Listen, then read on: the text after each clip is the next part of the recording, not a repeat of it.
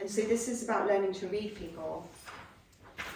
What does their body tell us about their experience that they aren't yet able to convey? And being able to do that, so by tracking, so using Aimee words, through tracking is what allows you to make a contact statement, yeah?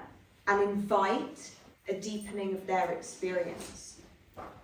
So there are in so many situations that I've been in where someone will be telling you something and they're telling you that they feel fine about it, but everything in their body language will be conveying that they're devastated, yeah? That they're sad. Just to use a really simple, sometimes the simplest of terms are the most potent, they're sad. And so, you know, if we're not able to read the phenomenology, if you're not able to track what is happening here, in all these different ways, then you're only going to be able to meet them at the level that they're at.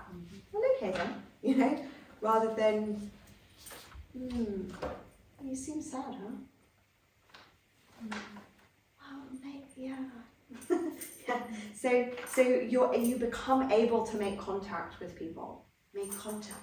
Touch. Yeah. Touch their experience. Touch them.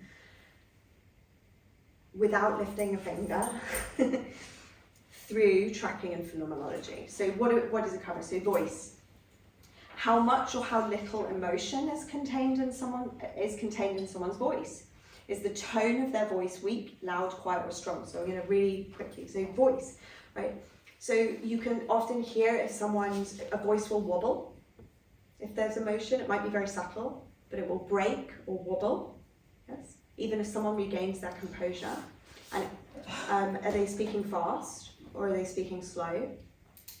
So fast can signal lots of things. It's like they're trying to get past something. They're telling you about it, but it's like, let's go past this as quickly as possible. So that's, you're tracking that they are uncomfortable with what they're feeling about that experience because they're trying to move past it as rapidly as they can, and that's conveyed by the pace of their voice.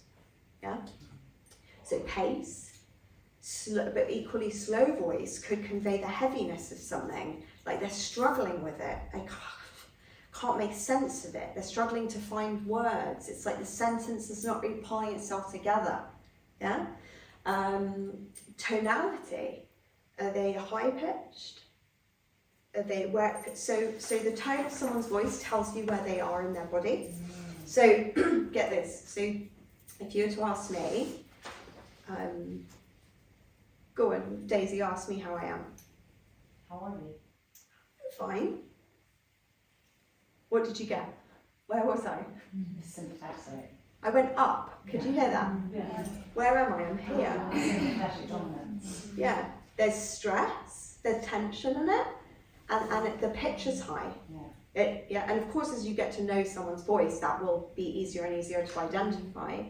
But people will go higher up. Here, you'll hear it's more hollow, it's higher pitch. Yeah. When they're afraid to be down in what's here. Yeah. It can also be, it generally isn't, but it can also be in reverse, where people who are very dorsal, who are very collapsed, sometimes it's like very down there, you know, they go deep and slow, yeah? So it will reflect the nervous system state, and it's like their voice will lighten, their pitch might, the tone might come up as they lighten, so it's very psychological, so it also is individual. So here's something very interesting as well, not always, but and this isn't just anecdotal, I've seen it reflected in other work and studies. I learned over the years that I can't,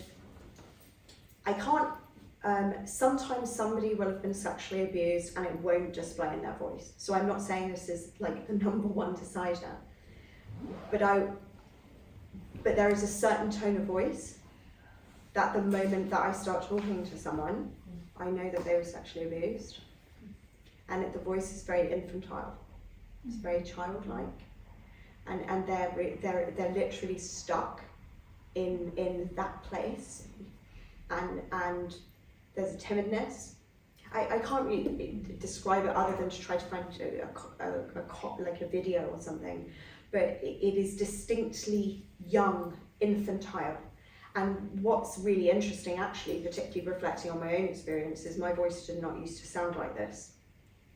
I wish I had recordings from sort of 15, 20 years ago. It's not just the age, that something very distinct has happened to my voice as I've done the work over the years, and it's become safe to relax into my own body. It's dropped. My voice used to be a lot higher pitched, and I think probably if I was able to find a recording of it, there would be an infantile quality to it, a bit little girly. Like where you're started at that stage of the trauma, sort of. Yeah, it's like stuck there, but it's also, there's lots of layers to it. There's lots of, and you know, we're not shaming this in any way. It's like rescue me. You know, I need rescuing. Yeah, the child is still there, looking to be rescued, and so it serves a really powerful purpose. And it actually will have that impact on people in their life. It will cause people in their life to parent them and caretake them, and so it becomes a painful place that also serves. It's complicated, but my point is that this is how powerful it can actually be, and it's really only through experience. It's only through years of experience that you learn. It shows up, right, on the call or in the office, and there's lots of versions of this, but this is one that's always stood out to me very clearly.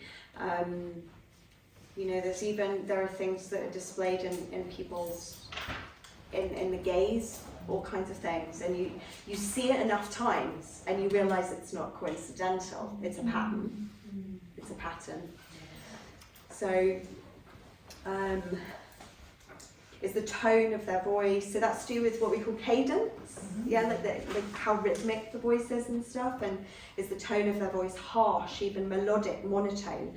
So what do you think monotone voice is going to suggest? Where are they in their nervous system if they're monotone? Yeah, they're dorsal. Goes very, very just, monotonous. There's no colour in it. There's no texture. It's deadened, flattened. Melodic is very ventral. You know, it sounds rhythmic. It's fluid. And that doesn't mean that to be in ventral, there's some sort of way that we should sound.